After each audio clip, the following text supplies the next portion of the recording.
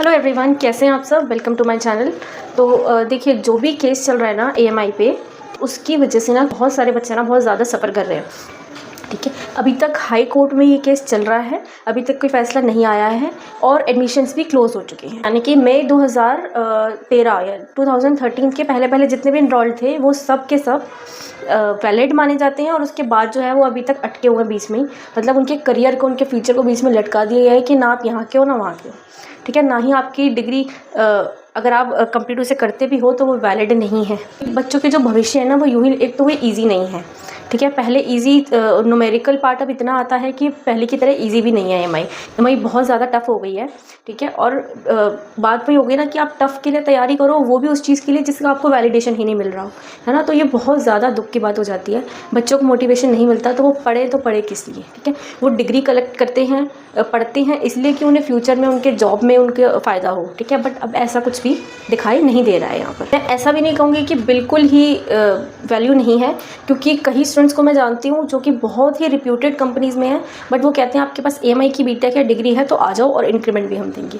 तो ऐसा भी नहीं है कि वैल्यू बिल्कुल भी नहीं है, बट ये जो केस की वजह से बच्चों को लटका दिया गया है ना, इस वजह से बहुत सारे बच्चों के जो फ्यूचर है ना वो खतरे में है।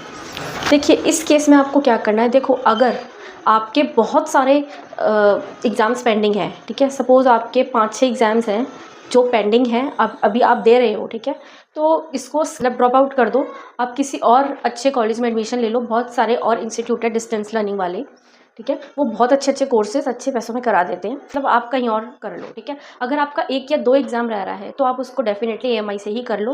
अगर आपके बहुत सारे एग्ज़ाम्स रह रहे हैं तो यहाँ से आप निकल करना, मेरी बेस्ट एडवाइस यही रहेगी कि यहाँ से निकल के आप कहीं और बीटेक कर लें तो ज़्यादा अच्छा है। ठीक है, क्योंकि कोर्ट के केस का भी कुछ पता नहीं है कि कब तक इसका फैसला आएगा, क्योंकि कंप्लीट कर भी लोगे तो उसके वैलिडेशन का भी हमें कुछ पता नहीं है। ठीक है, ना ही जब तक कोर्ट से फैसला आता जब तक इस पर कुछ फैसला कर भी नहीं सकते। ठीक है, तो आप बहुत सारे एग्जाम्स रहते हैं तो ऑब्वियसली आप इसको छोड़कर कहीं और से बीटेक कर लो। ठीक है, अगर आपका 1 या 2 एग्जाम्स रह रहे हैं, पूरी बीटेक हो चुकी है, 1-2 रह रहे हैं, तो प्लीज़ आप इसको कंटिन्यू करके इसको अलग कर दो। जब इसका वैलिडेशन आ जाएगा हो सकता है आपको इसका फ़ायदा मिल जाए। आई होप ये वीडियो आपके लिए बहुत हेल्पफुल होगी। किसी को ये दिखाई नहीं दे रहा कि ये बच्चों के फ्यूचर से खिलवाड़ हो रहा है। आपने बहुत सालों से इसको पेंडिंग रखा हुआ है। ठीक है, बहुत जल्दी फैसला देना चाहिए क्योंकि बच्चों के फ्यूचर का सवाल हो जाता है ना। तो ये बहुत ही लापरवाही की बात है, बच्चों के फ्यूचर का सवाल है, ज़रूर इस पर एक्शन होना चाहिए। ठीक है, एडमिशन्स क्लोज कर दिए हैं, जो बच्चे कर रहे थे उसको आपने बीच में लटका दिया। ठीक है, फ्यूचर का भी एक टाइम होता है बिल्डअप करने का, तो ऐसा नहीं करना चाहिए इंस्टीट्यूट को भी। ठीक है, हायर अथॉरिटीज़ को भी, जुडिशरी को भी ऐसा नहीं करना चाहिए। जल्द से जल्द इस पर फैसला देना चाहिए क्योंकि बच्चों का फ्यूचर सफ़र कर जाता है। ठीक है, तो वीडियो अच्छी लगी तो लाइक शेयर सब्सक्राइब कर देना, फेसबुक पे फॉलो कर लीजिएगा।